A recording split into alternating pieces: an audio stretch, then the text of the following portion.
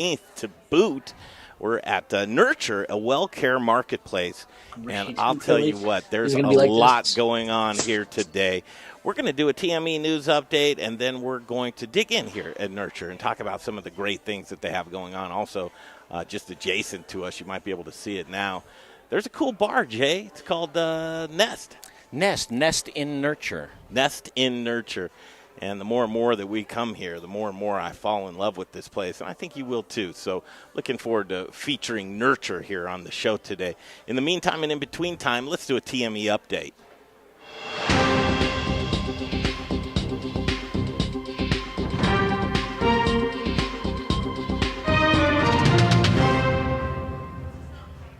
All right, today on the news update, coming to you from Nurture.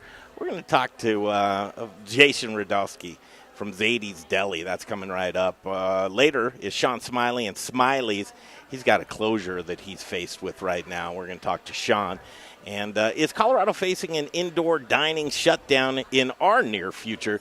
That's all coming up. But right now, let's turn our attention to Jason. And Jason, welcome to the Modern Eater Show. Jason Rudofsky from Zaidy's Deli in Cherry Creek. Hi, Jason. Good to see you. Thank you. Good to be here. We come to you with a heavy heart right now, obviously. Yep. And it was announced, I believe, sometime in October that Zaidy's Deli is closing down. For those that don't know about Zaidy's or maybe just moved here or don't know the history, do you mind giving us a couple of minutes on Zaidy's, its beginnings, and really just throughout the years? Yeah, my dad was in the travel business for a long time and then decided to open a restaurant. He wanted to open a deli. In 85, he opened it downtown on Tremont, between Tremont and Court Place on 14th. But couldn't really have, people were just going to court. Downtown was a lot different. Then. And then he decided that he was going to move into an area that would support it better. So in 92, he moved up here to Cherry Creek. And so we've been doing it for 28 and a half years here in Cherry Creek. 28 and a half years. Now, me and you, a couple of local boys, we actually grew up close to each other. I grew up on 6th and Jackson, a native Cherry Creekian. You've been around for quite some time. I have a feeling. I've been in Cherry Creek my entire life, too. Your entire life as well. So here it is. I mean, if you know, Zaidy's just an institution. Family gatherings, special moments, probably a few proposals that have been there. Just all kinds of occasions that have happened. I lost volume. Oh, you lost your volume there? Do you have me, Jason? Hey, Jay Parker, we don't have volume right now. Jason is here with us from Zaidy's Deli, and we've got the volume back. I'm just basically talking about the memories and all of the memories that not only the neighborhood but a destination place is a great comfort food Jewish deli. And, what do you think? Proposals and anniversaries and the whole 9 yards there at Zaidy's. People have been reaching out to you left and right with goodbyes, haven't they, Jason? I mean, the outpouring on Facebook has been incredible. I've gotten emails, phone calls. People lived here. They had meetings here. They met, some people came every day. Some people met every Sunday. Some people met every Wednesday and Thursday, but there were a lot of memories. I got phone calls from people that this is where they met their wife. Now they're married 20 years. I can't believe I'm that old. Wow. But, I've been here myself 25 years. 20. Almost every day. Oh, yeah, I can testify to that. So now I live, a half a block away, truly. And that's the place I go by. I get my pastrami sandwich, just all kinds of great artisan products in the deli case. And as I left this morning and came to do this remote from Nurture, I drove past Zaidy's, and there's a sign that sits out front, and it just struck me, and goose pimples came down my arms. It said, "We can do this. We got this." That's the sign on top of the door. What happened? You know what? I mean, we had to change everything. 70% of our business was indoor. We have a small patio, but people came here meet people. They came here to meet people. We had a big takeout business too, but I wasn't able to do my box lunches anymore. I wasn't catering, weddings. I wasn't catering bar bat mitzvahs. I mean, I wasn't doing shivas for people. It was just, we lost 60 to 70% of our business. And it was, we thought we could possibly do it. It just, the atmosphere completely changed, for us. And we thought we could be innovative and creative and really change things and really hone in on what this pandemic was doing to our industry. But financially, the backing and to change everything in our menu, and people were asking for things that we weren't able to keep really on hand every day. And I think that upset some people, but it started kind of years ago with what's been, I mean, you talk about being a native of Cherry Creek. The amount of people they brought into Cherry Creek is just incredible, but it's also forced Cherry Creek. And so that was a deterrent for us. Parking in Cherry Creek is very difficult. It's a little bit of a deterrent. And so just knowing that there's a good chance that it's going to be a stay-at-home order in the next couple of weeks, and to shut down again, there were no more funds coming in the next couple of weeks via, some sort of package they couldn't get together on, and we just couldn't survive. It was just, burning a hole. Yeah, we've talked about it, and we're seeing the same things that you're seeing coming, as we're seeing the attrition now really take place with really no sign of relief in the immediate future there, and really the only option that you and your family would be faced with is to go into personal debt. That's a tough thing to encounter when you're trying to position yourself with your business. I just finally had to make the decision. I mean, it was just it wasn't an easy decision, but I called my dad and said, we just got to shut it down. We don't have a choice. Actually, right now, talking to you, Jason, from Zaidy's Deli, the stark reality is set in for me as I see the doors closed and the tables empty, and that's it. It's over. Yeah. It was a good run. It was a great run. It was a fantastic run. It hasn't been easy the last year, I would have loved to have seen you and your family go out on your terms. Yep. That would have been my preference. Me too. Yeah. What's next? What's the property facing? You just close the door and that's it. You throw the keys on the table and walk out the door at this point, huh? Pretty much. Yeah, pretty much. Getting as much. I've got a lot of people. It's interesting. I've had a lot of people come by today to pick up a lot of stuff, and all of them are opening new restaurants. So the industry is ripe for innovation and ripe for creativity. People came by and got a lot of stuff. I'm opening a place. This guy's opening a place. This one's opening a bar. This one's opening. I mean, they're all doing it. So there's, coming again. And food is, such an important part of our lives, right? So, it's out there. I don't know what I'm going to do. I may take some time away from the industry for a while. We'll have to see. That's what I was going to ask you.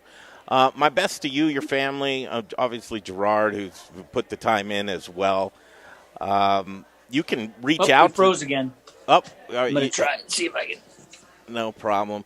I want to tell our audience right now that if you're watching this, please go over to Zaidy's Facebook page, and there's a thread there with many people telling their Zaidy's memories, and man, it is an abundance, an outpour of folks that have reached out to just want to tell their memories, and just a very sad moment in Denver history seeing Zaidy's Deli close down.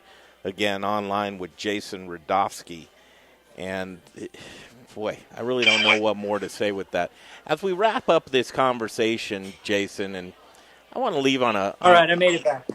Yeah, Jason. As we wrap up with Jason Rudofsky, this conversation, I want to give you a little idea of what it was like when you would walk into Zaidy's, or at least me. It is Friday the 13th. It is Friday the 13th. Do I have you, Jason? Can you hear me? Jason? Yes, I can hear you. Okay. I've got someone else talking. I'm not sure. Oh. At the bar or something with Jay. Oh, you've got the other microphone that's hot inside there. Okay. Yeah. Jason, this was I want to give people kind of a glimpse of what it was like when you walked into Zaidy's. You were greeted, and then I would see either you, your father, or one of the waitresses. I just lost hearing in my headset there, Jay. Okay, bring that back up a little bit. It is a Freaky there we go. A Freaky Friday the 13th. It go like this. Hey, Jason, Broncos, man, how are we doing this season? Oh, man, we talked all kinds of stuff, didn't we? Yeah, quarterback was really at the forefront as we got off the Peyton Manning hangover and how was he. But throughout the years, I mean, literally from John Elway forward, we talked about the Broncos and football and quarterbacks, and you were the forever optimist, although you had no problem giving your perspective on what the Broncos needed. So I want to do that with you. I mean, I grew up going to all the games. I loved going to every game, and I was still going to the games up until a couple of years ago. But I sorry, George. Sorry, I'm sorry. I've got people here taking stuff out of the restaurant. So, but I loved going to those Bronco games, and I loved talking. You know, Adam Schefter started here in Denver, and he was here. He and I were good friends at the time, and he would come in and sit at the end of the bar, and he knew the ins and outs. So I was like, what's going to happen in this playoff game? He's like, they're going to torch him. He just had inside information, and it was great. We love talking sports here. It wasn't really a sports bar, but you talked with some old guys sitting around who just wanted to talk sports, whether it was basketball, whether it was it was one of those joints, you know? Yeah, it really was. As I would come in and wait for my to-go order and sit down, and your old man would put a piece of complimentary cake in front of me at the bar. You know, you got to take this home with you. And I'd ask you, I said, okay, what's going on this weekend with the Broncos? And I'm going to ask you one final Broncos question, as I just need that for my heart. Locke, is he the future of the Broncos? Well, I don't know if you can hear me. I can't hear you. Yeah, Locke. I hope you can hear me. Yeah, I can hear you. But I will tell you that it's always just been about the offensive line. It's offensive line. That's all it's about. We've gone through so many quarterbacks, and all of them could have been great. But if you give them 2 seconds to throw a ball, only Peyton Manning could do that. Just Peyton Manning. And I haven't, and there's some other great quarterbacks, but it doesn't cut. You can run the ball if you have a good offensive line. You could stay on the field longer and give your defense, time to rest. But when you're going 3 and out all the time because everyone knows what you're doing, no one's surprised by what the Broncos are doing. They know they don't have a great offensive line, so they blitz every time. And poor Locke's it was Locke, it was Simeon, it was, even Tebow, it was, you name the quarterback. No one has time to throw until you solidify the offensive line. Forget it. You're not going to have a great quarterback because the guy's just running for his life. How about Trevor Siemian? Remember Trevor Siemian? After a year and a half, the guy was getting beat so bad and that's going to happen to Drew Lock too. His confidence will be gone. He has no time to do anything he wants to do. It's like gone in 2 seconds. Oh, so there you go. Offensive line problem. He'll be fine. He's a good quarterback. Can you hear me, Jason? I can hear you. Okay, cool. That's just a little taste of when you'd walk into Zaidy's and you guys would juggle. Right. You'd juggle customers and you would do what you could to talk because we were all family and gone but not forgotten. I love you and your family, Jason. Thank you, bro. And thank you so much for you were a big part of it. Thanks, Greg. Serving this community for 28 years. Thank you, and Awesome. Zaidy's Deli. Thank you. There it is. Thank you, bud. Man, that's a tough one, Jay. That's a tough one. It is, man. It really is, and I can't imagine. I can't imagine. I've got no words for that sort of thing. Okay, it's 2:20 in the Mile High City. Anything that can go wrong is going wrong today. Kelly Campbell, she had to rush off and tend to her kid, and we are here at Nurture, a Wellcare Marketplace. And I think Elizabeth is running around as well. We're going to catch up with Elizabeth at Nest, and we have an interview from Sean Smiley that we'd like to play for you. Yep. So next I was going to do In the Kitchen, right, with Elizabeth Woodard, the culinary director. So what we're going to do is when we go to commercial so they can hear about some awesome sponsors, local sponsors, you're going to jump up, headset, go back in the kitchen. When we come back from commercial break, I'll be back there with a roaming camera, and where she's going to chop up some of their favorite dishes. You can't be that easy. Yeah, yes, it is. I mean, and while I'm doing that, I'm going to have to retape up. If you guys are watching, you can't see me because my camera was in the sun and it overheated. But you can. Are we connected? We're connected. Is anybody watching? I turned that part off. What should we do with the Sean? Should we play the Sean Smiley interview on Monday, or should we go ahead and take a break, come back, play that interview, then take another break and go in the kitchen? It's up to you, Jay. We caught up with Sean Smiley. Sean Smiley, another. Let's go ahead and play that. I'll set it up right now. Sean Smiley, a friend. And you're frozen. And a local businessman. Your audio's going, but you're frozen. I can't figure that out. So let's get to the commercial sooner than later, and then I'll turn these cameras on and off. All right, we're going to play an interview with Sean Smiley coming up next. Smiley's his restaurant and bar that's in Golden, Colorado. He was faced with the same situation as Zaidy's. Had to close the doors. And we're seeing a lot of that right now as restaurant and bar owners are trying to figure out whether they can operate under a 25% capacity or if it's just best to go into idle and maybe just shut the doors completely. We'll come back from Nurture or Wellcare Marketplace, and we'll see what happens. But Sean Smiley, we'll play that interview coming up next on the Modern Eater Show. Hey.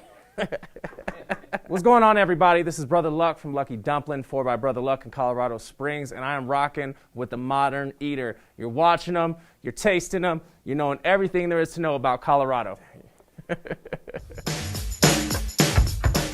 Hi, Charlie from Brews Beers here.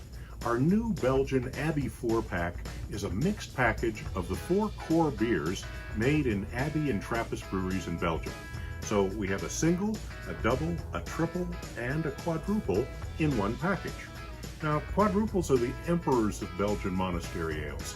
They're dark in color, with a dense tan head, and alcohol ranging from 8 to 12%, so they're pretty strong. Quadruples are very rich and complex with big maltiness, spice, and flavors of raisins, cherries, and plums. Alcohol is apparent in the mouthfeel, but not overwhelming, even at 10.5% ABV. So the finish is long, complex, and dry, and they're great beers anytime, by themselves or with hearty foods. Pick up your Abbey 4-pack at either Brews location, 67th and Pecos, or at Colfax in York, and at fine liquor stores throughout the Denver metro area. Take home some Belgian-style badassery. Hey guys, it's Brian Rizzuto with Encore Energy, the guy who saves your businesses money on natural gas. I know these are crazy, crazy times right now, so while your business is working on increasing your sales, let me work on saving you guys money on your natural gas. I make it as easy as possible. Just provide 12 months worth of natural gas bills to me. I'll do the rest. I know you're really busy, so let me get to work for you. You can reach me at 720-245-5771. I look forward to hearing from you guys, and let me try to save you some money in these crazy times. Bye.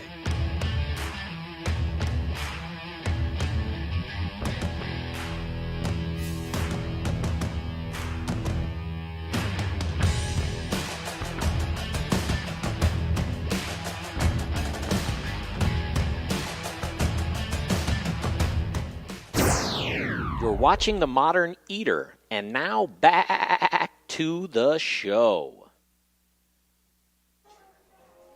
Okay, welcome back right now. It's a Freaky Friday and a Friday the 13th. It is that, man. It's living up to it, isn't it? Gosh in heaven, man. I kind of like days like this because when everything No, you don't. Well, when everything goes right, you just have to just throw it all to the wind and say the plans are gone. Now you just have fun. And that's what we're doing. And Nurture today at Wellcare Marketplace. And Kelly Campbell, she's not with us here today, but we're going to have a good time here in the kitchen with Elizabeth. And Elizabeth Woodard is just, I love spending time with her, so we'll do that with Elizabeth. Right now, what we're going to do, I promised you, Sean Smiley, we caught up with him just minutes before the show. Yeah. He's got busy weekend plans, but we got an interview with him. Unfortunately, the closure of Smiley's is a real thing. That's his restaurant and bar in Golden. And we caught up with Sean, and this is what he had to say. Okay, joining us on the stream today, he's a friend of mine and just a all-around well-respected businessman in our community. His name's Sean Smiley, and Smiley's is the name of his restaurant. Sean, welcome to the Modern Eater Show. How are you? Doing well, Greg. Thanks for having me. Good to see you, buddy. You know what? Kind of a heavy heart going into this, and I know these decisions are being made for restaurant owners and bar owners all over the place right now, but I wanted to catch up with you. It struck me when I read a post of yours on your personal Facebook page, and I wanted to share that sentiment since not too many people are able to read that. But talk about Smiley's first and all of the work that you put into it, and then where you're at with Smiley's today. Yeah, thanks. So purchased a building in Golden that was an old dive bar and tattoo shop about 3 years ago, and started to renovate the building about 2 years ago. Full renovation, exterior, interior, kitchen build out, bar build out, you name it, to really kind of create something that would shine in an area of Golden that necessarily, wasn't the prettiest place to have a business, and really turn a family friendly barbecue restaurant again in an area that would not have really seen something like that at the time. So you would think, of course, the city and the county and even the state would be happy to see, that kind of a turnaround to make the property values better. Started off great. The first year, 2019, had a Let very me good pause year you right there, Sean, because yeah. I can testify. I can tell you this is what a family business is about. The blood, sweat, and tears of not only you, but friends and family that put a lot of hard work and dedication into a pre-COVID project. And that's where I believe you're coming to now, came to a screeching halt. Yeah, that's exactly right. So, 2019 was good. A lot of hard work, obviously not just building the restaurant, but running the restaurant is not an easy endeavor. My wife, Jessie Smiley, was the general manager, and she put a ton of her time into the process of running the restaurant as well. But then COVID hit, right, here in the first quarter of 2020. And initially we saw a mandatory shutdown, where we just couldn't flat out have anyone in the restaurant for a period of time. That was hard, but we did have a PPP government loan kind of grant, I guess you could say, eventually a grant that came through that really helped us to get back on our feet and reopen the restaurant. But then coming into this last few weeks with the new restrictions coming forward, now we're at Jefferson County's at 25% capacity allowance. And then as the weather's getting cooler, we're also not able to utilize we have two giant patios that we're not able to utilize as much either. So 25% capacity in our restaurant just is not a sustainable number of capacity for us to keep the doors open. So we've made the unfortunate decision to close it down after this Sunday. For the indefinitely, the foreseeable future? I'm one of those guys, Greg. Well, I'll never say never, right? There's always, I think, a glimmer at the end of the tunnel. Hopefully, a little bit of light out there. But for right now, where we stand today, I just don't know or see anything that would say that we would reopen it. Wow, that's not what I would like to hear. I know the dedication and time. Not only you, but other restaurateurs are facing this exact dilemma right now. Do I keep the car in idle and see if I can't get it back down the road at a later date, or do I just shut the engine off altogether? Well, and I mean, and I'm gonna get a little. You know how I get passionate, Greg. I'll get passionate with you here. So I'm not trying to poo-poo the government, but I'm going to do it a little bit for a few minutes. So the government can come in and give us restrictions because of COVID. I get that. We're in a pandemic. The cases are on the rise. And they tell us that we're only allowed 25% capacity, but there also are no avenues for us to get additional grant money. Most of the county and the city and the state, and of course the federal grants have been dried up. Hell, the state can't even get grants to do COVID testing and free COVID testing in most of the regions of Colorado, let alone provide grant money for restaurants. So on one hand, they're telling us, hey, you can only operate with 25% of your customer base. or allowance in your facility. And then on the other hand, when we say, well, how are we going to make up for that other 75%? Are you going to be the one, since you're telling us we can't have more customers, are you going to compensate us for that remaining 75%? And the answer is no. So there's quite literally no way out for a restaurant right now with these capacity reductions, unless you do the shady stuff, right? And I'm sure a lot of restaurants are, and I don't know if that's good or bad. I'm not going to say anything either way, but they go out and they still maintain 75% of their capacity or 100% of their capacity, and stick their finger up and say, you know what, I got to run a business, I got to pay my bills. So for us, we just aren't able or willing to do that, because I have other businesses that are tied to liquor license in the state of Colorado, and I can't necessarily create a bad reputation for myself, so it could potentially burn my other businesses. But man, it's a really terrible scenario to be told, and your head forced underwater, and you just can't come up for air because there's no one there to provide air for you. Stuck behind the bureaucracy and red tape comes another unfortunate closing, and I say it all the time: when restaurant and bars become outlawed, restaurant and bar owners become outlaws, and that's something that you're not willing to do right now. The only other option that's really in your foreseeable future, and I'm thinking you're not going to choose to do this, is go into personal debt. And that's what a lot of people are facing right now. Do I keep my business and go into personal debt with a future that's very murky and unclear?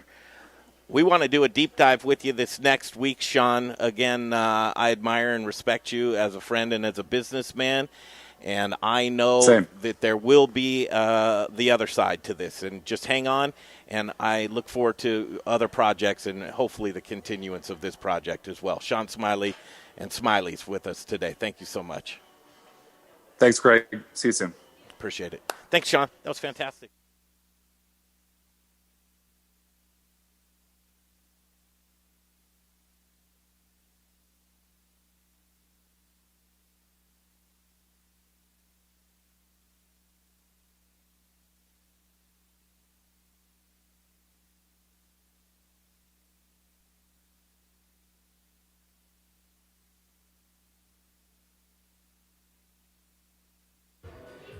There we go. We're back, and it's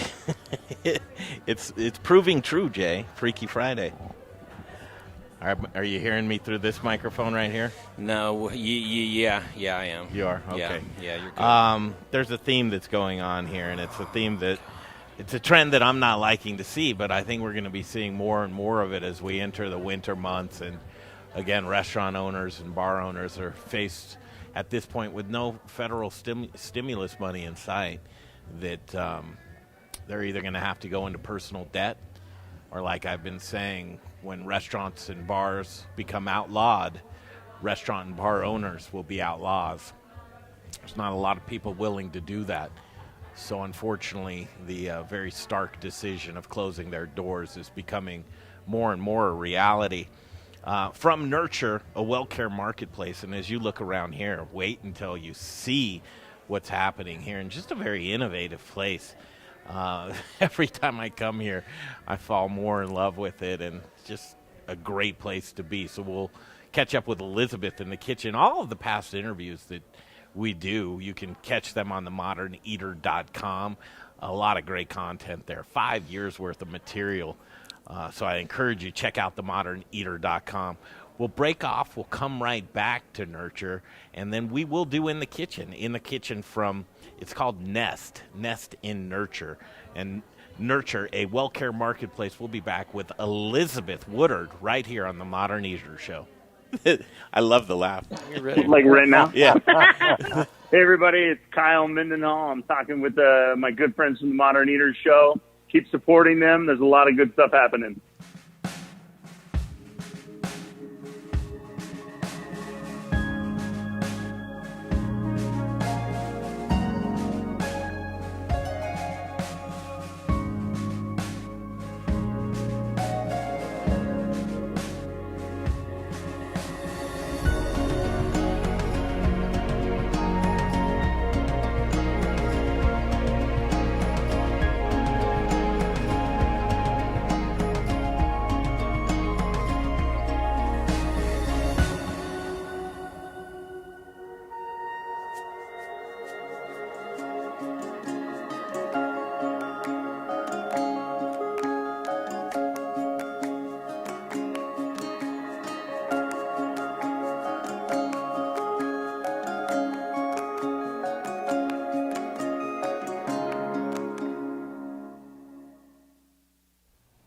We started Meridium Spirits because we love the way that spirits and cocktails can bring people together to socialize, to bond, to have conversations. Well, right now we've got some big conversations to have. Coop Vodka and Coop Gin are available at liquor stores across the metro area, but if you can't find us or would like to have us behind your bar or at your restaurant, send us an email, info@meridiumspirits.com. We know things are a little different these days, but think of us the next time you're planning a virtual happy hour or a socially distant picnic. And keep an eye on our social media, Coop by Meridium, for all the latest and greatest. Hey guys, it's Caroline Glover. I'm the chef owner of Annette out at Stanley Marketplace. Citrus is about to be in its prime. I just want to thank everybody for showing so much support to small local restaurants in this really hard time. And you're watching the Modern Eater Show.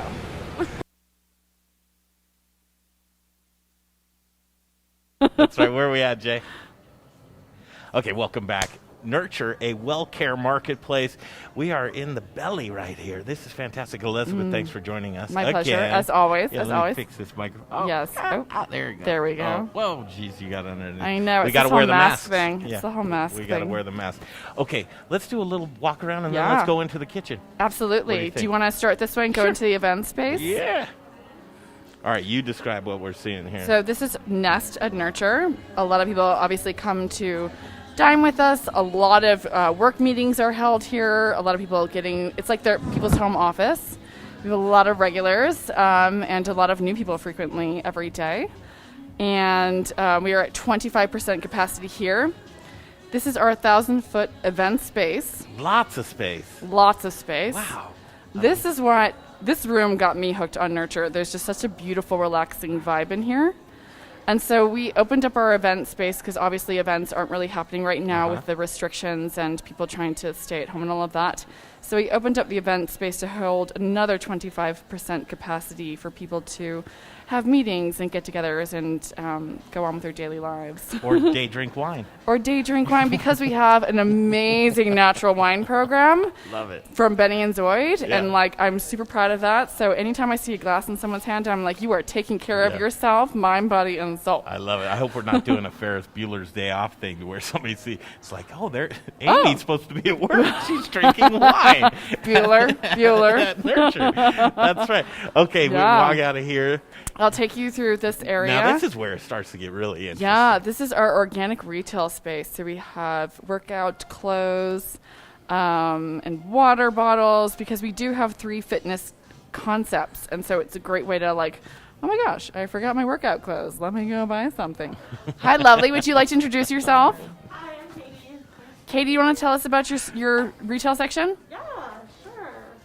I love this. You didn't know this was happening, did you? Yeah, all right. you are live. Tell us where you're from. No, I'm kidding. Yeah. Tell us about the concept. So this is Nurture. We really wanted to focus on brands that are well known among. Put it to your face. Put it up here. So sorry. So we wanted to focus on brands that were really well known amongst the yoga community, but we also really wanted to focus on a clean fill. We wanted every lady to just feel really empowered. A lot of our stores are pretty much geared towards women. We do have a really small men's section too, but a lot of this is just women being boss babes and kind of feeling good in their own skin. Everything's super soft too. So oh my gosh, you yes. can't not feel like that. I mean, half the time I'm literally just coming in to just pet the clothes. I'm straigning clothes and it's so I know. fun. I'm like, Elizabeth's oh petting my the gosh. clothes again. Yeah. I'm like, how are you? Good. I'm just taking a little break, The break is just among the That's racks, right? Yeah, So, exactly. Yeah, very, very women focused, which is Yes. all right. No judgment. Oh my gosh, I Do have guys those. wear yoga pants? I would say yes, they do. Surprisingly, we're not going to call any of them out by name, but they do exist. They are Any out of the there. 3. They love it. Yeah. In the yoga pants. I love Thanks for that. letting us catch up with you. Yeah, thank you guys. I'm so sorry I wasn't more prepared for you. No, girl, that you are was so well spoken. fantastic. Cool. I love mean, this. stop in here. I got to tell you what, for guys, if you're kind of like floundering around, like, what do I get my girl? What do I need? I need to get her something for the holidays. It's such a good gift. Really, I mean, right Who here. does not want to receive the space side of Beyond Yoga? They are like putting butter on your skin. I mean, if a girl receives this, you guys, for a holiday present, that's it. Huh? you're in. You got another 3 months. That just earned you another 3 months. Well, until Valentine's Day. Yeah, until Valentine's Day.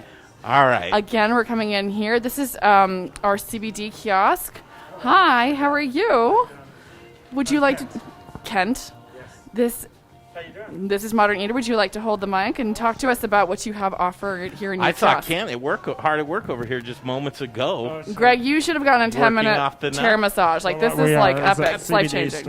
So go ahead, tell us about what you have. Facial products for CBD, as well as massage oils. And we also have a line of CBD for pets.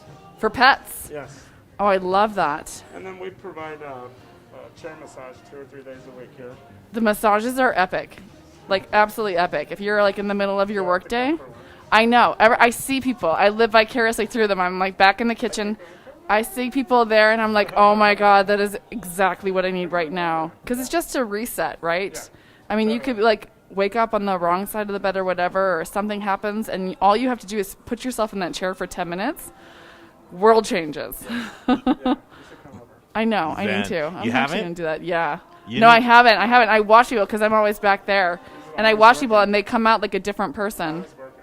Yeah, I'm always working. But we also use their CBD for add-ons. We also have a hand sanitizer you'll see around the building, too. Oh, yes. We use your hand sanitizer. It's funny because a lot of there was a direct link when sanitization and hand sanitizers and cleaning products started to rise in the 50s. There's a direct correlation to autoimmune. So I'm really proud that we use something organic as a sanitizer rather than all the chemicals that have caused all these autoimmune disorders. It's amazing what you put on your skin is going right into your system. Yeah. Yeah, wow. So I'm proud of this. I'm sold. I need some. Get this. This is fantastic. Thanks for showing us around. I appreciate that. Yeah. And give this back to Jay. Oh, my gosh. Now, is that an add-on that you can get there? Just perfect. I know. This is my favorite. Rooney is one of my dear friends. He is like plant guru.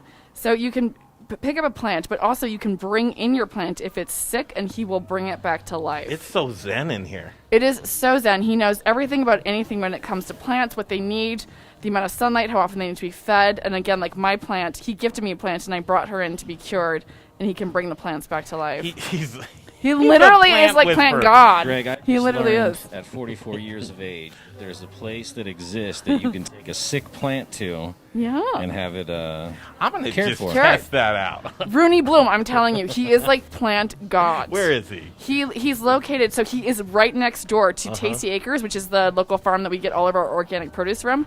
He just bought a house with his partner, Chris, right next door. I'm into this. Yeah, this and cool. like you can, again, like you just Venmo him whatever the thing is, but you can also contact him, Rooney Bloom, at Rooney Bloom.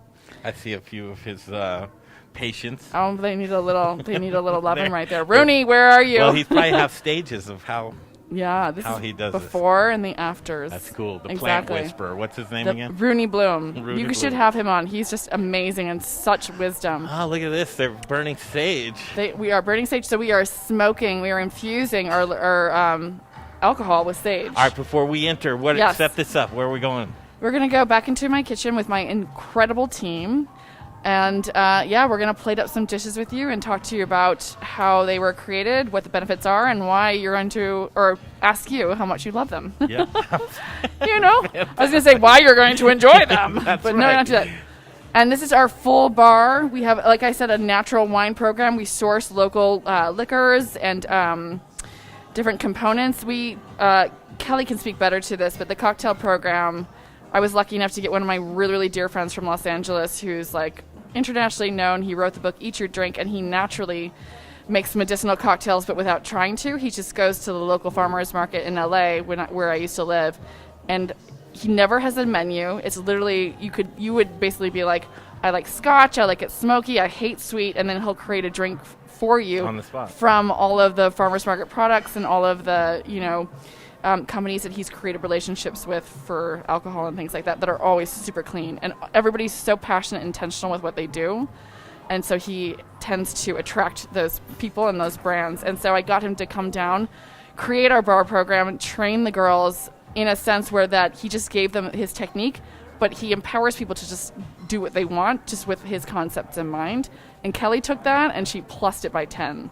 Like, she has created a free spirit program, which is the same as our spirited program, but just alcohol free, because she's all about, you know, people coming to enjoy their occasion without feeling like they're getting a dumbed down version, if you will, of a cocktail. Sure. It's still an elevated experience.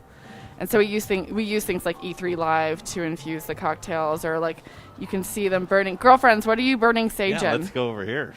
Let's peek What are in. we? This is Haley and Anetta. They are our gems in nurture here. What are we infusing with sage? We are making our sage-infused tequila for Dragon Smoke Margarita and our Mamma Mia. Ooh. Wow. I thought you were just blessing the cocktail, but yeah, in a lot of ways. Oh my gosh, it's absolutely stunning. I love absolutely the beautiful. smell of sage. I know. So it's cleansing, and the tequila clearly will cleanse your blood out. For sure. I can't say that I've really ever tasted that in a cocktail, though. Does it taste like it smells? Should you get? Is it infused enough? Yeah, we're gonna let it sit for just 10 minutes at least to just soak up all the Please take your time. Take your time. I wasn't angling for a cocktail. Oh, I love that. Since you're offering. You can't help though. It's the sage. It's the smoke that draws really people cool. near. Well, I could see why people set up shop and don't want to leave. They don't want to leave, No, which is great. fantastic. I love it. Literally, people, it's like their home offices. Now, here's what's really cool. This is a palatial kitchen, actually. Yes. You have a lot of space here. Yes, yes. And, you know, we're all about transparent food. You know exactly what you're eating. There's no hidden sugars. There's no processed oils. There's no natural flavorings. And with that, we also have a very transparent kitchen where you can see everything that we're being made. Who creates the menu? I create the menu. Okay. And I know you like low shugs. Down like low shugs. I mean, I think sugar is. There's 3 major components to what causes stress in the body. Yeah. There's other things too, like toxins and things like that. But the 3 ones that I focus on is sugar, stress, and caffeine will create a glycemic response within the blood, which ultimately stresses the body out. Like you can imagine, anytime somebody puts a massive workload on you at once, you're like freaking out and you're just like trying to get it done rather than doing it well. It's the same thing with your blood sugar. So for instance, we use brown rice pasta as opposed to white rice pasta. So the brown rice pasta gives your body time to unpack that sugar so that you can do your job properly and efficiently rather than just like overloading you with white rice where you go straight to the sugar and your body's like, avalanche of sugar. I'm just going to put it away into a plethora of fat cells for later use because I don't know what to do with this, or like I just can't deal with this right now because I have other things to do, like deal with your hormones and deal with your neurons and things like that. So that's real stuff. I mean, truly, I love just that methodical attention to detail. Those things work. Yeah. And you being mindful of that, you know, if you come in here to Nest, you're going to get a lot of attention and care to the meals that you're eating. For sure. And you'll have a conversation with people, too, about them, right? Oh, my gosh. When people come in and they're ordering a smoothie because we have such a list of superfoods and adaptogens, my heart just, like, beats faster when people are like, what does Shilajit? What does Pearl Powder do for you? And they want to know, rather than feeling intimidated, they're coming in here to be like, you know, I get hit up on Instagram all the time. I just was at your, Nest and I had Kamu Kamu. What is that? What product should I order? How can I add that into my daily life? And that just like turns me on so much. That's your thing. Just making it accessible. Let's rock and roll. Absolutely. Okay. Come right on in. This is my head chef, Juan, who's amazing. Juan, how are you? This is Greg and Jay from The you, Modern chef. Eater. This is Raul, my other amazing chef. How are you, Raul? Good to see you, They chef. make this all come to life, and they make it look way more beautiful than I do. All right, what are we looking at here? So this is a set. Ron, why don't you tell us? Yeah. First of all, we have the ramen. So like you see, we have a little bit of kale, some white radish, watermelon radish, ginger, some noodles, shiitake mushrooms, and a poached egg. It is a really, I would say that one of the most popular dishes right now. We break down the chicken and we make our own broth.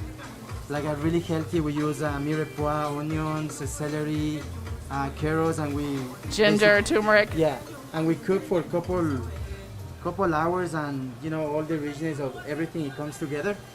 So it is a really, really nice dish. The second one we have, it is a pesto kale dish. It is one of the second most popular dishes. We use rice noodles. That is, different from any restaurant. We try everybody eats healthy. We use kale. Our pesto is made with white beans, kale, cilantro, lemon juice, and olive oil. We use a little bit of organic cherry tomatoes. Sometimes, depends the season. We work with a couple farms. Also, we try to use a zero waste kitchen. So we try to reuse as much we can. So we have some kale stems here, so that we have a richness of the dish. Also, we have a little bit of seeds that they are hemp seeds and nutritional yeast. Yeah. Really, really good. So a lot of cross-utilization in ingredients, which is important. Juan's really good about no waste. What I really like about the kale pesto is that, let's say you're not getting a lot of your greens in, you don't really like kale, or, and the beauty of kale is that it has more calcium than milk, it has more vitamin C than an orange, it has 9 amino acids, it's full of chlorophyll, which basically is a similar molecular structure to hemoglobin, which carries oxygen to your blood. But let's say you don't like kale, but you love pesto and you love pasta. So we meet you where you're at. We use the brown rice pasta, it's organic, and then we give you pesto, but blending up kale. So you get your greens and you get your happiness too. Yeah. And then nutritional yeast, which is like our cheese flavoring component, is really great for vegans because it's full of vitamin B12. And because B12 is mostly found in animal products, a lot of vegans or people who eat plant-based are deprived. So we infuse it with nutritional yeast. And like Juan was saying, the kale is made with white beans as opposed to pine nuts because the white beans add the protein factor for people. So it's a well-balanced meal. Very well-balanced. And what we love about the ramen, too, is that, like Juan was saying, we have the ginger and we have radishes. We have several types of radishes, which are of the cruciferous family, like the kale. And the cruciferous family, specifically why I love it, is it turns on sirtuins. And sirtuins are a protein group that basically create homeostasis for your cellular functions. And they can turn on and turn off by what you eat. And they control over 200 genetic expressions. So it's like meeting you where you're at. Like, who doesn't love ramen, you know? You can pick your broth, and then we infuse it with all of these nutrients so you can enjoy a regular meal, but from our angle, we're infusing your body with all these tools so that you can become powerful. Do you have the done version of these? He's going to do it while we're gonna head over to Raul to show you our dosa. Juan's going to plate up the kale and the ramen so you can see the finished version. Explain to folks what dosa is. Okay, so dosas are a southeastern, South Indian cuisine, and it's basically it's a fermented crepe, if you will, and it's made out of chickpeas, lentils, and I use organic basmati rice. Usually it's just a short grain white rice. And the amazing thing about the dosas, first of all, we had a whole sandwich program on our original menu, and then a month before we opened, Kelly, who's she's my girl and one of the founders, was like, okay, what do you feel about dosas?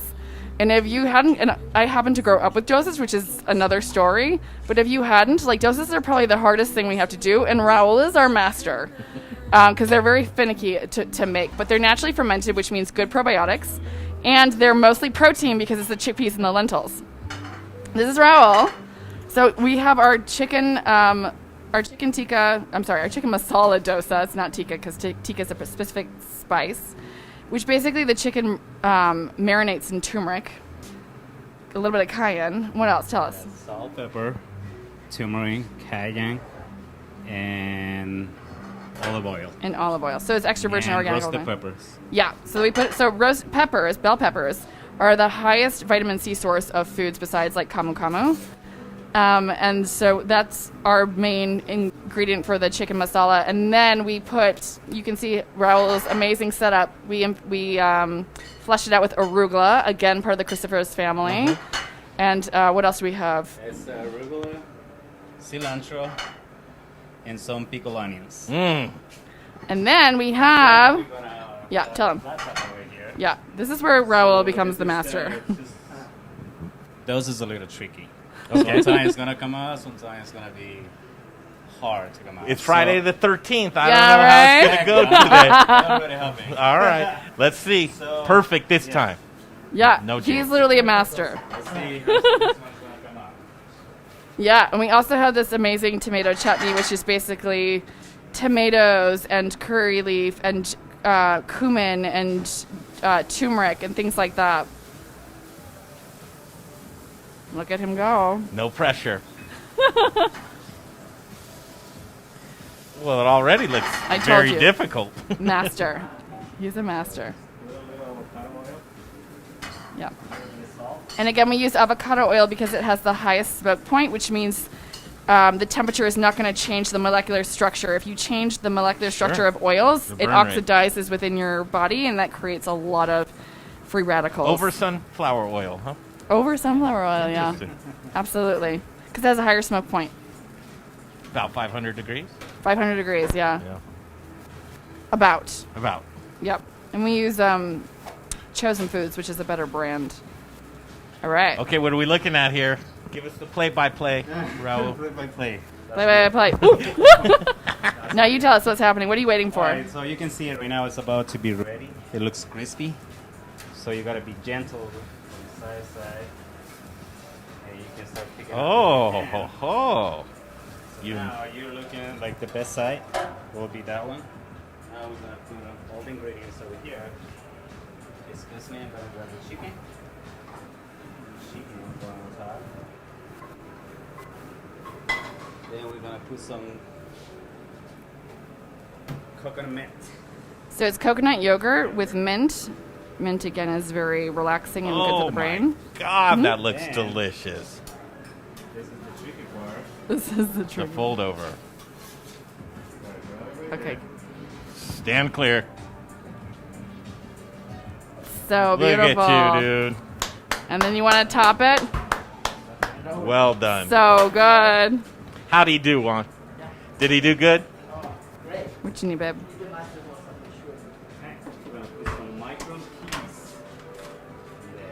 It's micro peas.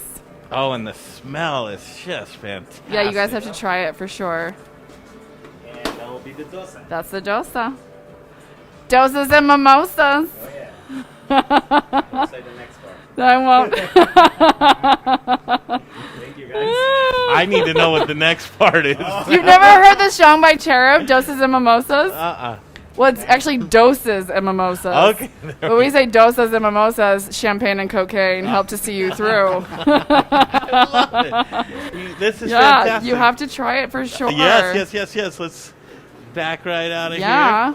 After you. Yeah. Did you guys get the final of the kale pesto? This is the kale pesto and the ramen is Should we go out there? Or you guys want to stay in here? Just words can't describe. I am very, very, very impressed. And Yeah. the mindfulness of your food is exactly what I expected from you, Elizabeth. Well, I'm so glad. Well, you guys have to try everything. Yeah, come on over here, Jay. This is also this was my Plated. This is kind of, I feel like every chef has a signature, and this kind of became mine, which is edamame puree. I think soy got a really bad rep, mostly due to the dairy industry trying to demonize it because it was playing it on their profit.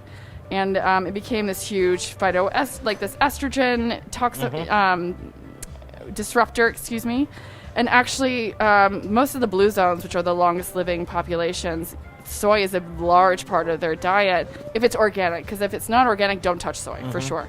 But organic edamame is a great source of protein, and it actually, the phytoestrogens, which mimic estrogen, can actually regulate, especially for women going through menopause, helps to regulate an estrogen activity. So it binds with the estrogen receptors, and it can mitigate overstimulus of estrogen. So if it's organic edamame puree, it's a great source of protein, like I said, and unless your doctor told you not to, it's fantastic. A little endocrinology. Endocrinology, the endocrine system, y'all. That's your hormones. That's how you behave. I'll tell you. And so, yes, this. And that's the kale pesto, absolutely. And he's plating up the ramen. No, but you guys should definitely get in here and try it. Oh, And the perfect egg there as well, huh? Yeah. Oh my gosh, Juan and Raul are like masters. Seriously. What a kitchen you guys have. These guys are, first of all, the most fun to work with and just the most creative. So Juan actually developed our wild mushroom cashew cream pasta. And what I really love about that, because I'm from LA and we have a plethora of plant-based restaurants, but especially one of the major ones, people always come away feeling really heavy because a lot of their sauces are nut-based. But Juan created an amazing, very, really light cashew cream sauce instead of like this heavy nut-based sauce. The one and only. The one and only. But yeah, so that's what these are dishes that we were very proud of, and also, you know, you can see the nutrients that you're eating, but you're just getting a flavorful experience is what we hope for. All of this on the menu. Yep, it's on the menu. Here. And then sourcing. Talk to me a little bit about sourcing. You've got to have great local partners. Our local partner of Tasty Acres, we absolutely love and adore them. They're literally 10-minute drive from here, and they will grow whatever we want. Great. Right now it's off season, and Juan can probably speak better to this. So not a lot of local farms are growing. You know, the produce that we need because it's going into winter time. But you know, we have our organic chickens, which are not from Colorado, but we need to be organic in that sense. And what else? We work with a company. We try to source product that it is local in Colorado, but you know, with the pandemic, it's really difficult. I mean, we try to use, like she said, Tasty Acres, that is one of our main purveyors for greens. Tomatoes and kale, sometimes we use a local that is Coke Farms as well. And, you know, whatever is in the market, you know, like we try to get the best product that we can get it, so everybody can, you know, besides having experience, they have, you know, the nutrition that they needed in their diets. This is what I can say about it. I think that from mushrooms, the mushrooms are super local. They come from Hazel Farms.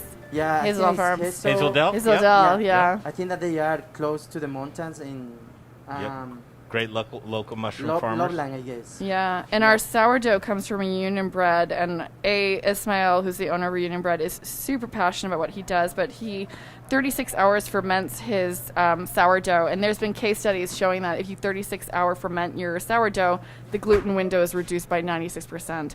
I cannot guarantee that for all of people who are celiac, but that are case studies that reduce the gluten window, and he uses more water than required, and just like I feel like his passion shows through with his product. Yeah, absolutely. Let's do this. Let's set up shop. I think you guys should try a couple of seats. Elizabeth, will you sit down with us? And I will. We'll take a break. We'll come back and sit down a little bit. This is where we'll sit right here. I'll go around and do that, Brig. Good. Again, from Nurture, a Wellcare Marketplace, and they're starting to see exactly what that means. Wellcare Marketplace. And what are the hours for the restaurant? Yeah, the cafe is open every single day from 4 to 5, and then that's Monday through Tuesday, and then Wednesday it's open from 8 to 6, and from 4 to 6 we have happy hour. Let's sit right and up then here. Yeah, and then we have brunch on the weekends from 9 to 2, Saturday and Sunday. I don't know why that's I did. Where you can get the doses and mimosas. You can get doses and mimosas on the weekend, you guys. All right, let's take a break. We'll come right back. We'll look at a little bit of the bar program and taste this delicious food that they've put together with us or for us here at Nest. Is it Nest at Nurture? Nest at Nurture. Nest at Nurture. Okay, we'll be right back. The Modern Eater Show continues. Hi, I'm Amber with Strohauer Farms, and I'm just here to remind you that the best potatoes are grown here in Colorado. Goodness elevated. Thanks for watching the Modern Eater Show. Hey, Zach Ryder here, Colorado Mills Sunflower Products out of Lamar, Colorado. Your only local source, grown from a local crop to produce a local oil for local chefs. You can find it at Shamrock Foods, What Chefs Want, Seattle Fish Company. Let me try it one more time, then we'll see. Hey, restaurants, we're glad you're reopening. From Colorado Mills Sunflower Oil, we'll see you soon. First, we partner with the best farmers in the world, and then we tell them, we will take it all. Process whole spices daily, blend custom spices to order, keep it fresh, safe, and flavorful, all so that you can get back to doing what you do best. So whether you're a restaurant, a food manufacturer, or an at-home cook, be sure to visit The Spice Guy at www.thespiceguyco.com. Hey Modern Eater fans, I'm Don Trobo with The Annex by Ardent Mills, and I just wanted to give you a heads up about some of the great things we've got going on locally in the state. We're headquartered right here, and we're working with farmers in the San Luis Valley to bring you amazing Colorado quinoa. It's just like the South American stuff, but grown locally. We've got transitional wheat flour that's grown by farmers in Colorado and surrounding states who are in the process of turning their fields into organic. So we're taking that transitional wheat and turning it into flour, and now it's available for you to cook and bake with. And last but not least, we're now cleaning grain berries in Denver. So things like spelt or wheat berries or pearl barley, those are things that we're now doing right here locally and are available to you. Can't wait to share it with you. Hi, I'm Jeff Nations from Aspen Baking Company.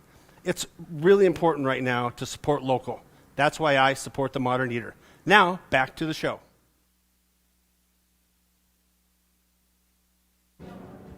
Okay, welcome back to Nurture at Wellcare Marketplace. Yeah, the cream and the lemon and the Federal and blueberries. Spear, right around there. If you Google it, you'll be able to find it. And just this That's is very the interesting. true treat right now as the food comes out, and waiting right now for There it is. Elizabeth to come back.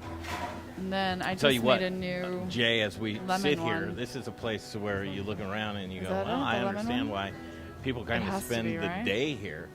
This is you very got dark, though. Great area that's very well socially distanced, and the food is just delicious. The bar program and just attention to detail is what I see. Is there are a lot, basically a campus, a Wellcare campus. Is people come in now for many things. You can get a mineral Okay, IV. perfect. You can get. Which camera am I working with, Jay? Oh, are you? That one right there. Are you? I oh, think you're it roaming has to around. be. I don't know why it came out that color. It's no problem. I'm going to just dig in right now. Give this a shot, Jay. Here, you want to hand it? What do you think? Thank you. Now, Carrie Baird would say this is a fancy toast, right? On delicious bread. Let's give it a shot, Jay. Thank you.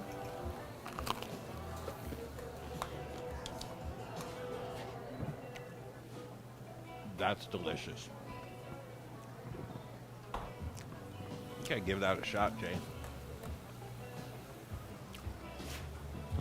I will. That's it. They're going I to try will. everything. Oh, man. See, now pesto's my jam. Adios. I get down with pesto. I'm just going to put it in here so it It's got to be good, hardens. It's also good. And just the ingredients that you know are very mindful and well-balanced ingredients. Again, this is what you want to eat on a daily basis. How's it going? We need an army to eat all of this. I food. know. Well, we'll pack it. We'll plate it for you guys to go. Delicious. Tried these two so far. The ramen.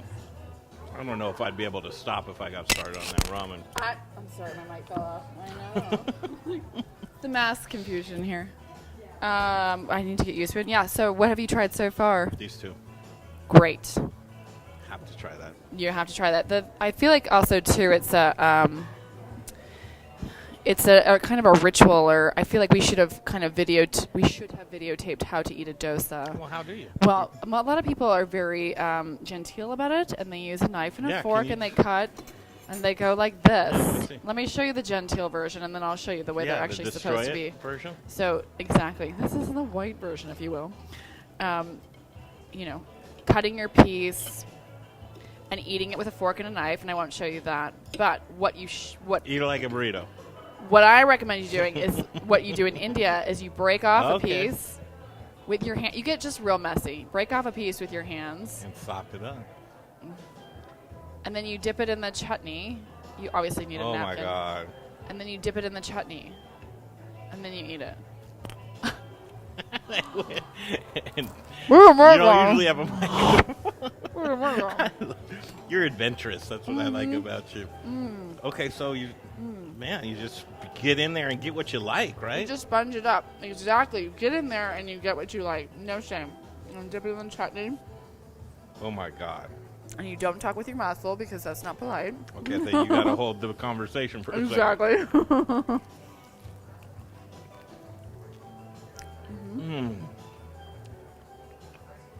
You've got it all so well balanced. You get a little bit of crunch. You got the warmth from the chicken. You can taste every single flavor. The spices are perfect. Chutney is off the hook. Oh my god. Yeah. The chutney is where you can really That's use the where power it's at, spices. right? Yeah. And we have 3 different flavor fillings of dosas. Oh, really? Yeah. Oh, yeah. So we have this. We have a smoked paprika potato, which is our plant-forward dosa. Sure. And then we have our grilled veggie, which is grilled vegetables, labna, which is basically a yogurt cheese. The kale pesto's in there. And we have pepperoncinis to make it more spicy. Yeah, it's kind of like my like a Mediterranean wrap, if you will. Sure. And the smoked paprika has turmeric aioli, so it's a great way to get turmeric in there. You can build anything you want in there. It's like a burrito. Dosas are like a burrito, like you were saying. Right. Our brunch burrito basically has an egg scramble and potatoes, and it's basically like a breakfast burrito, but a dosa. Man, the skills that they have back there putting those together, because that was not easy to do. Raul's a master. What was the base of that again? It's chickpeas, lentils, and rice. And then you just basically let that soak overnight, and then you blend it up the next day with water, and you let that ferment 24 hours. Is this a go-to for you? Oh, yeah, absolutely. It brings me back is to your childhood. go-to? I mean, if I'm going to choose something, I generally go for our salads, which I actually probably should have plated you, but this ramen is such a great, especially when you have the cold season approaching. You want this. Yeah, and I mean, like, again, you can add chicken to this, you can add salmon to that. If you're plant-based, you can mix the egg, and you can choose either our chicken bone broth or our umami broth, which is vegetable-based. And again, it's a great way to slip in a crazy ton of nutrients while enjoying a dish that you love. And then the drizzle is ginger and spices and sesame, and you get the market mushrooms. It's all good stuff. Uh-oh. Yeah, and of course you want that piping hot, That's it, Elizabeth. I love the care that you put into your food. Did you get a lot of your influences from Los Angeles? I got some, especially with we were so spoiled in the sense where I could go to a farmer's market every day, and the farms were right there, and you never really had to ask if they were organic. All you had to, because most farms practice organic, they just don't want to. They don't have the finances to get the organic certification. Originally from New York, right? I'm originally from New York, yes. Did you see a real difference in food from the left coast to the east coast? Funny enough, I thought Los Angeles would be ahead of New York in terms of the nutritional and health food scene, and New York's actually ahead of LA. Really? Tell me why. I don't know if the movers and the shakers go there, but they just had more variety and more flavor. Whereas LA, again, has the benefit of getting local produce year-round. Yeah. So we were really spoiled. I mean, like, I lived a 2-minute walk from the Santa Monica Farmers Market, which is where all the chefs go every single morning to get their produce for the day for their restaurants. So we were really spoiled in the sense where literally it's at your fingertips. And here, what I'm learning to navigate, which Juan's really helping me with, is that there's a season for Colorado produce, and beyond that, tomatoes aren't really the most acceptable as far as the farm-to-table food scene. So, so it's adjusting, but it makes you stay on your toes as a chef. If tomatoes aren't in season, what can I use that's in season that can give that can complement the dish, but that is in season? Because Ayurveda specifically too, I was trained in over 100 different diets, but Ayurveda really stood out for me in the sense where it means life science, but it's the reason. The earth gives you certain produce at a certain season for a reason, right? There's a reason why you don't get broccoli in winter and you get broccoli in spring. In the winter, the earth gives you things like, squash and pumpkin and more fatty foods so that you can pack in and create, insulation to ward off the cold. And then in the spring, the earth gives you broccoli because broccoli is detoxifying, and it will pull out all those fats that you accumulated during the winter and make you lighter for the summer. And so that's what's amazing about coming into Colorado is that you naturally have to eat on the calendar and naturally have to or get to say yes and to whatever you're given that's in season. And so it keeps you on your toes as a chef and as a nutritionist to utilize the ingredients that are in season. I'm a big believer that your body goes with the seasons. Sure. Summer solstice to When's the winter equinox? The 22nd? Yeah, 22nd?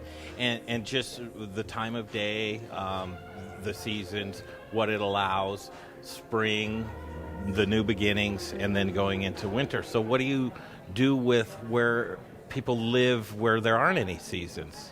That's LA. I mean, you just have it all year round. Does your body go through those changes in process, do you believe? I mean, as a New Yorker, I can't really, I was just naturally in the winter, I would gravitate more towards like sweet potatoes and squash. And in the summer, when it's so hot, you just eat lighter, like more raw and fresh leafy greens. And so it doesn't, again, it's not even just what the season provides, it's also the climate that you're in. Adaptation. Exactly. For instance, one of my professors from my school, was dairy-free. But when he went to India, he kept shunning the dairy, and then he realized because the food there is so spicy, which helps digestion, he realized there was a reason why they ate dairy, because it was to cool the system down. So a lot of the times if you're in tropical climates or places that are very hot year-round, you want cooling foods, which dairy can be, or tropical foods, or more raw. So it's also not just the seasons, but it's where you're at. And what's interesting is that the body will actually crave those foods, knowing that it'll need it. Yes, exactly. Unless it's like full of toxins and depleted food that's got in the way of all of those natural cravings, if you will, or needs. You will be able to sense that. Like there's a reason why you would come in here, and there's a reason why our soup and salad is being sold a lot these days, is because the weather's getting cooler and people are wanting something warm and something soothing. But also with the ingredients that are in there. I mean, when you go into those winter months, you're craving a little bit more fat intake and content. And you have to listen to that for sure. And that the lighter fare when in the summertime. It's very interesting to me as you do change from climate to climate, how the body adapts to that, and those are the foods that your body actually begs to have. At that point in time, the body is a really interesting thing. If you can tune into it and listen to it, it will tell you all of the things that you want.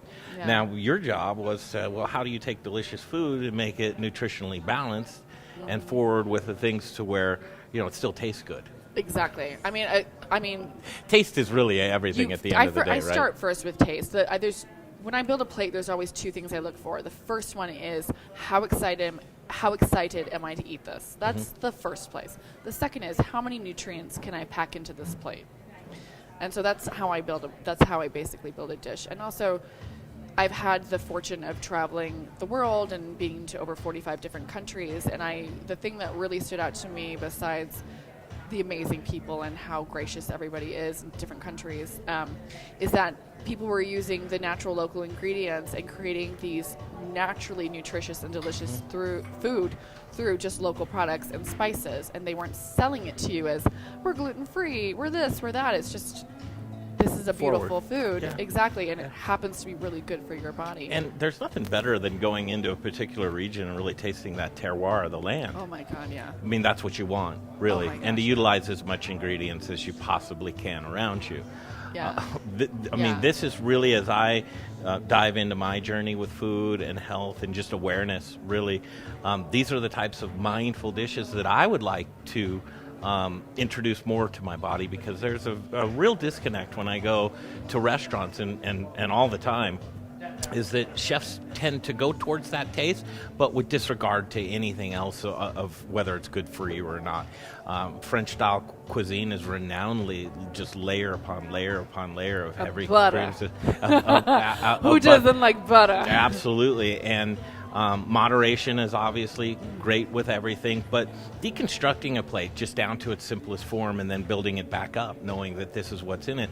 I would really appreciate coming in here and having a one sheet on each one of these dishes that comes at you. Is that something that you think the consumer would really... I think that's a great idea. If anything, we could have that online, so you could quickly go online and see all of the people like to read. It's like when we were kids and we would look at the cereal boxes. We sat there and ate cereal the whole time. I had a fortress of cereal boxes around me, and if any of my siblings came into that, I was like... That's right. But as a food geek, wouldn't you just want to sit there and look at the ingredients and why you put that together? Absolutely. I mean, and you don't have the time to do that for everybody.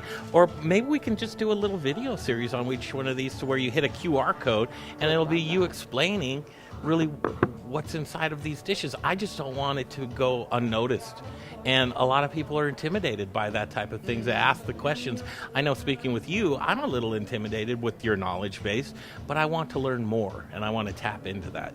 So any way that you can do that as a producer and really a steward to people's health, and that's what I believe you're trying to do, I would appreciate any and everything that you could possibly do to educate me further, especially with the dishes that I'm eating. Well, you just totally inspired me, Greg. You're hired.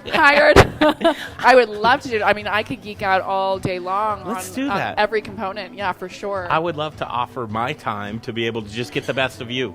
Yeah. Well, it also empowers people to be able to utilize, what they have in their own homes, like their spice cabinet. Like they never knew they were sitting on all of these medicinal, products within their spice drawer. Break down a dish in 2 minutes? You think you could make that succinct for people? Oh, yeah. You do? For Let's sure. start. Well, let's try one right now. Move your mask to the side there. I'm like, here we and go. Then let's put one in front. Jay, get in on this. I want to just see if we can. A QR code would just be so crazy cool. That would be, but and how innovative would that be? And it hits ahead of your YouTube, time? and you're just like, hey, thanks for coming in. This is part of our dish. I'd like to tell you about what you're eating today. That is such a good idea. I mean, it needs to be done. It really does. I think that's so fresh and new. As this food just sits the way that it is, it's beautiful. I know that I want to eat it. It's tasty. But I really need to know what's behind the passion and ingredients and like the mindfulness. Building a relationship, right? It's like there is a reason why I go to certain practitioners as opposed to other ones, because I have this emotional relationship with this. All right, 2 minutes. Okay, so this is our winter kale pesto bowl, and the medicinal value of this, again, we use organic brown rice noodles, which are full of B vitamins, but again, it takes your body longer to get to the starch, which means the workload is very manageable for your body to digest that energy, and it's not this huge spike that you would get out of a white rice noodle. Then we have our kale, which again has more calcium than milk, more vitamin C than an orange. It's a almost complete protein, and it has chlorophyll, which is what makes it green, which has a similar molecular structure to hemoglobin, which carries oxygen to your blood and your cells. It also is of the cruciferous family, which can turn on and turn off sirtuins, which are a protein that creates homeostasis within the cell. We have the hemp seeds, which is full of protein. The tomatoes are like lecithin. And also we have the kale stems, which have the medicinal value of a cruciferous vegetable, but also are no waste. We're using the entire vegetable, and then we fill it with nutritional yeast, which is the cheese flavoring, but it's natural. And it's full of B12, B vitamins, but B12, which is really, I'm talking so fast, which is full of, which is great for vegans and vegetarians because they're lacking that. It's mostly found in meat products. And then the pesto is made out of kale and cilantro and lemon and organic extra virgin olive oil and garlic. So all of it is clean and real ingredients. You know exactly what you're eating. And it's organic. Yeah, and enjoy the dish, and thanks for coming to Nest. Absolutely enjoy the dish, and thank you for coming into Nest. And, there's more where this came from. We're going to clip that up. That's going to be fantastic, and we're going to build a little template. Oh, perfect. And I think this is going to be a really cool idea. This is such a good idea. I hope it catches on. No, for sure. Like, I feel like other folks, too.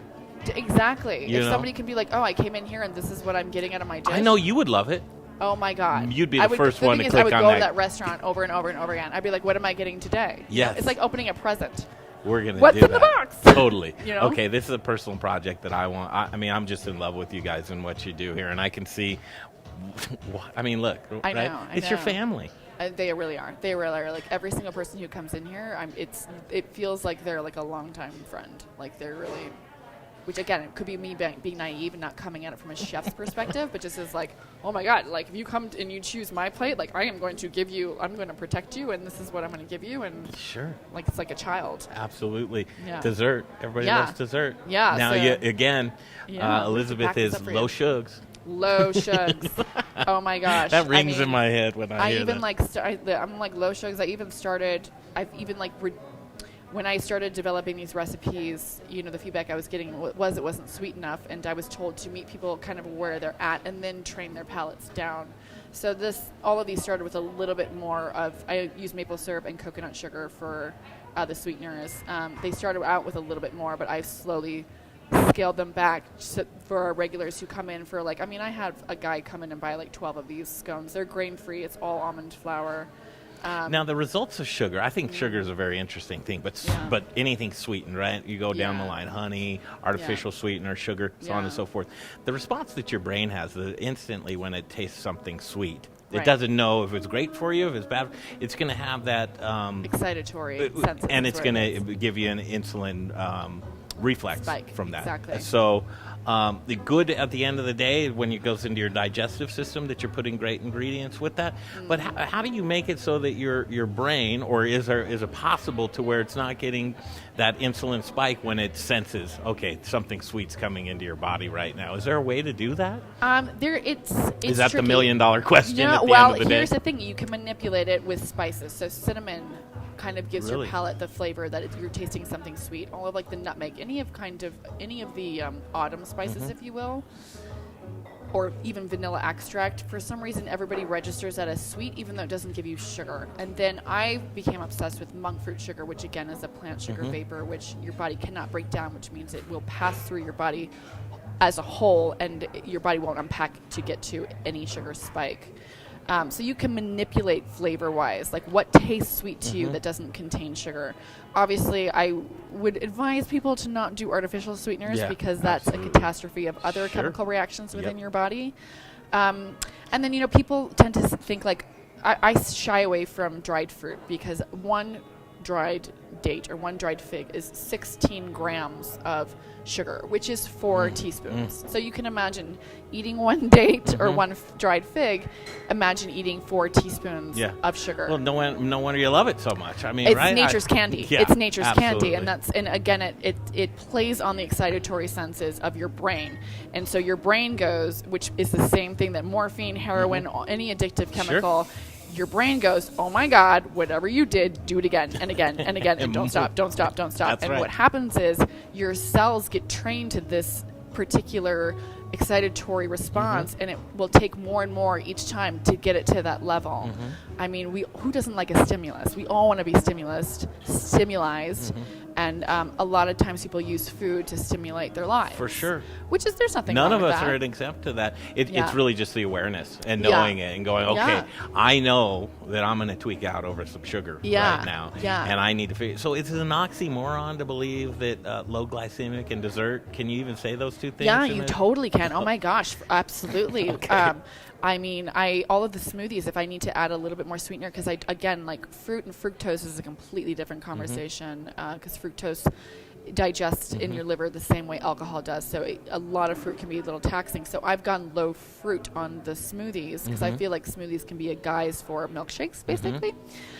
But if you, again, meeting people with where they're at, you want to hit somewhat of an excitatory sense. So I use monk fruit in our smoothies. So yeah, you can have a low glycemic dessert. And high fructose? Oh, God. High fructose, especially juice. It's like it's just as Now, a isn't sugar high bomb. fructose something that your body doesn't even recognize or know how to categorize? What?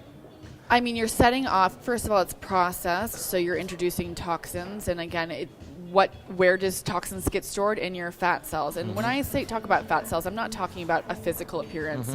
If somebody is overweight and obese, it's not just like you need to lose weight to look better. When you are carrying excess fat cells, you're more susceptible to disease because your fat cells hold toxins. Sure.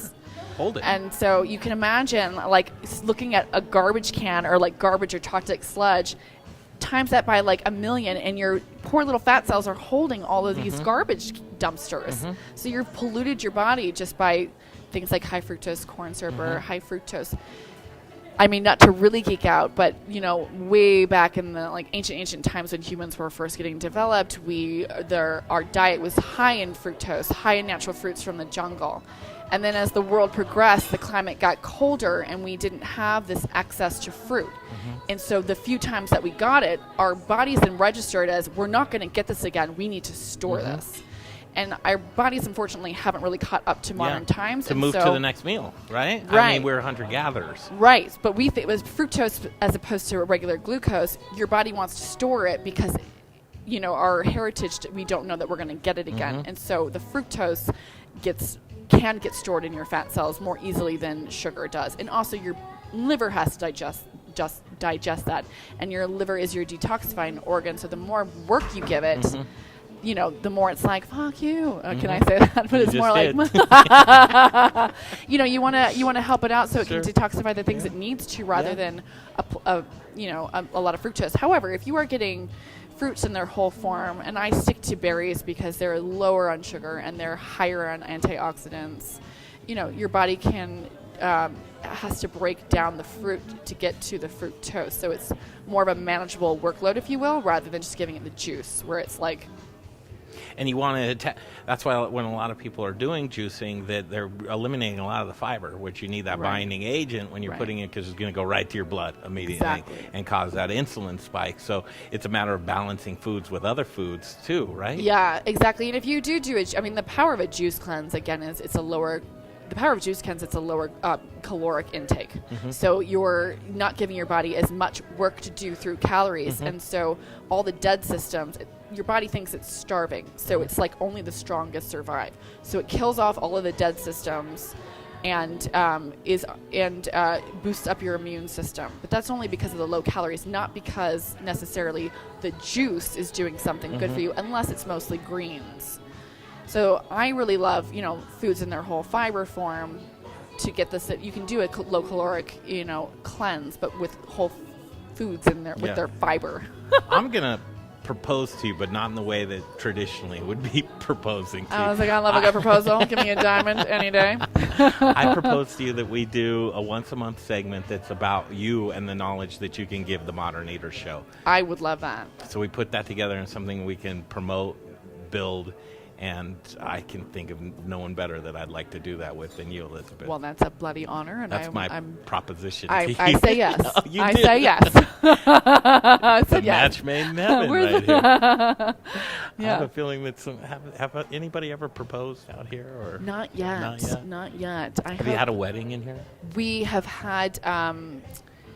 We were going to have a couple weddings scheduled, and then COVID hit. Did you cater the weddings? We were going to cater the wedding. They loved our menu, and because COVID hit, and there's only a certain amount of capacity, and I completely understand people wanting all of their friends and family there, and they weren't able to. If I ever get married, it's going to be right gonna here. Be here. Well, you can get a massage. You can go get yourself a mineral IV. Absolutely. You can get your hair cut beforehand. Cindy here is like, she is my hair guru. It takes me a lot to trust somebody with my hair. Sure. She was the first in Denver and Colorado to start using natural hair and beauty products. And she really was like the innovator of that. And it took me a lot to trust somebody besides, I was flying back and forth to LA to get my hair done. I fully trust this girl with my hair. Like, she's just magic and a goddess. I mean, look at her. Yeah, thank you. And I trust her with my nourishment to my body. Jay's going to run up with a microphone. It's a two-way street. Introduce yourself as we're meeting. A lot of the folks here, he's going to turn on a microphone. Yeah, she's amazing. And she's got full books. Cindy. Sorry, Cindy. Yeah, she trusts me with her hair, and I trust her with the nourishment of my body. This bone broth is amazing. I'm so sorry.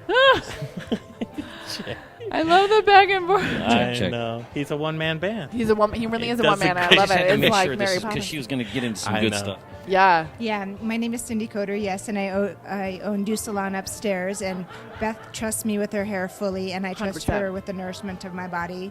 This bone broth is amazing, so nourishing, chicken, little additives with some ginger, great collagen. I feel so blessed to be able to indulge in this delight every What is it day. about hairstylists to where the loyalty is just off the hook for who does your hair, right? I mean, let me tell you, again, when I moved from New York to LA, I was flying back to New York, and then when I finally found someone in LA, it took me like 3 years, and then I met and I got to know Cindy, and then I saw clients coming out of her salon, and then also just knowing her, and she's like a really deep and beautiful person, and she genuinely cares about every single person that comes into her salon. But on a pure vein stance, I'm like, if you don't practice what you preach, like, I gotta go somewhere else. And this girl, like, you come out of there looking like she did exactly what I wanted. And again, her products don't harm your hair in the long run. So I know that 10 years from now, whatever she's doing isn't going to have damage to my hair. Like, I'm still going to have beautiful hair 10 years from now because she took such care in the products that she was using. So that's why I go to her too. So don't use my body wash on my hair, is what you're saying? Well, what's important about hair products? Well, you know, they say, when I went to a safe cosmetics class one time, they said it's not the 0.05% of lead in one Christian Dior lipstick that's going to kill you. It's the accumulation of everything that we put on our body. So each time that you're choosing a product, to choose wisely. So something that doesn't have a lot of parabens or sulfates or extra additives in the product is a much better choice anyways. You have to protect your flora.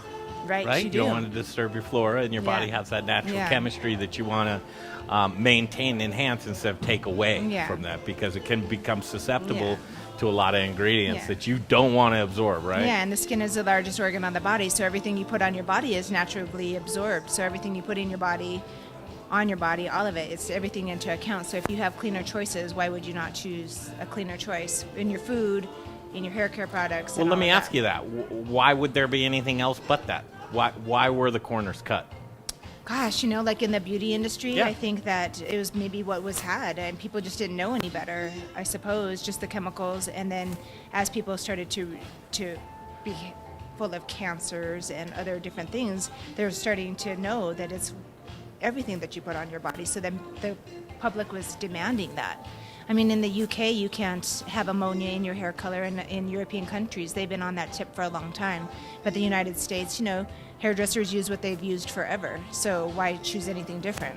That's interesting. I mean, the things that happen in Europe, it's like alcohol. They'll allow, what is that, Fireball? That's stuff that they throw away. Yeah. Oh my God, yeah. And we bottle it. Right. Well, they have, even in food, there are so many banned chemicals. For instance, if you go into McDonald's here, or in Europe, the strawberry sauce is like strawberries, sugar, and like 4 other things. If you go into the McDonald's here, it's, red number 5, high fructose corn syrup. And I'm like, it's the same company. Why are they compromising and cheaping out in Americans? Because Americans allow it, like because Cindy's we'll saying. Take it, I don't want your soup to get cold. I'm happy to share. I love that. Yeah. Well, you guys should go into her salon. You should get your hair done.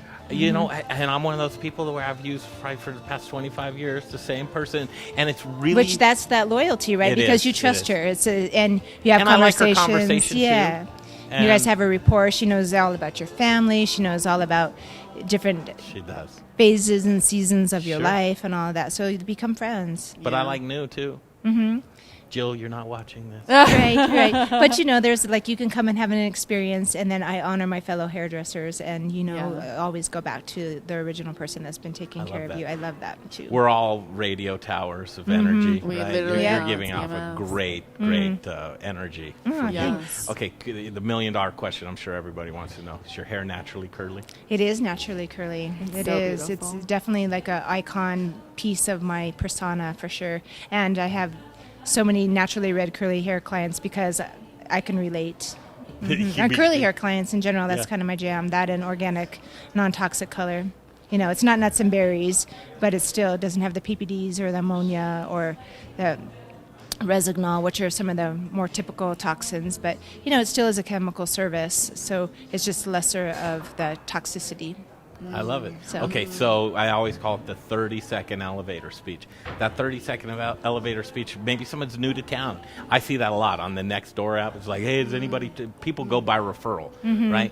The 30-second why you should come and maybe say hello to you and get your hair done. Yeah, well, I would say probably coming in would be a good choice because you get to sit down and have an aromatherapy stress-relieving scalp massage, and that in itself is just like, why would you not?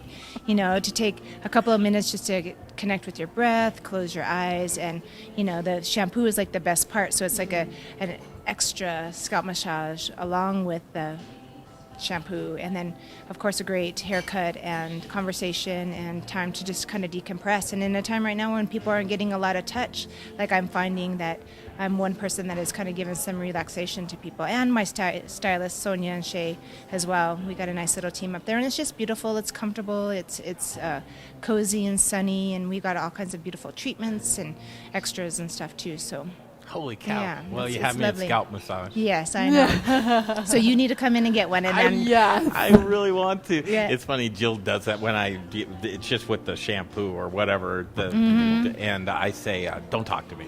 Yeah, right, yeah. That's the invitation is sometimes, I tell my clients, I'm like, they want to talk and chat it up a little bit. I'm like, just take 5 minutes and just relax. 5 minutes? Close your eyes. It's like 3 to 5 minutes. Close your eyes, relax, connect with your breath. Yeah.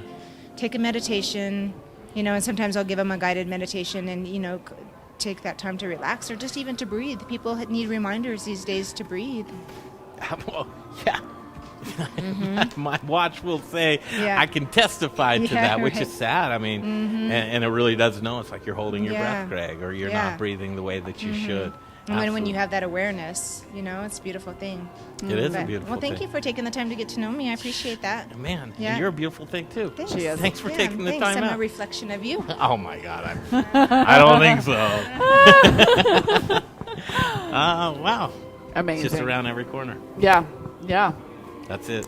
A Wellcare Marketplace. Yeah, exactly. We got every. We've got a lot of projects to do together. Yeah, I know. I'm super excited for sure. Totally vibe off. We should just get like a day on the books every month that we. Well, we are going to. Yeah. And then get some stuff. We'll prepackage some stuff. I really want to do this as well, and just get some, some of your great menu items. We'll get that QR code. Yeah. It's easy peasy. It's simple. We just did the first one. I know. Okay, this is a taste of what you can do. What's the address here? I say 2949 Federal Boulevard. Yeah, it's Federal and Spear, and if you're in Denver, it's right between the church and the Walgreens. Yeah. What more do you need in life? Oh man, they keep coming in and out. We're actually gonna wrap things up from here. Okay, this has been a great day for me. It is a Friday, a freaky Friday, and a Friday the 13th. Get your freak on. Yeah, the show started a little wonky, this and that, and one of the things that's interesting right now is we're just seeing the attrition happen all over the place as restaurants and restaurateurs are facing. Do I go into personal debt with no federal stimulus relief in sight? And it's just a really hard time, you guys. Restaurants need your support more than ever. And when you see restaurants like this that are going that extra mile to not only care for you and your well-being and what you put into your body, but also your mental and spiritual health as well. That's just, I call it the triple banger. You got it all right there. Absolutely. So come down, meet these guys, and say hello to Elizabeth. I know she'd love to sit down and talk to you for a while. I'd love to have you. It's a full bar. You've got a great bar program, great food program, and you can sit and relax and eat and take your time. For Jay Parker, I'm Greg Hollenbach, and Elizabeth Woodard. I'm like, oh yeah, that's me. That's me. And Kelly, thanks for having us as well. We'll kick the rock on down the road Monday. We'll be back at Studio Kitchen, Colorado. In the meantime and in between time, please check out our website, themoderneater.com. Lots of great interviews, and we had a wonderful interview with you just last week. Yeah, that was so fun. You can see that one as well. Okay, thanks for tuning in, and we will see you Monday at 2 p.m. on The Modern Eater Show. Hey, you guys, Jay here with The Modern Eater Show. Thanks for watching. Don't forget about our YouTube and Instagram channels. A lot of killer content over there. Throw us a subscribe on YouTube.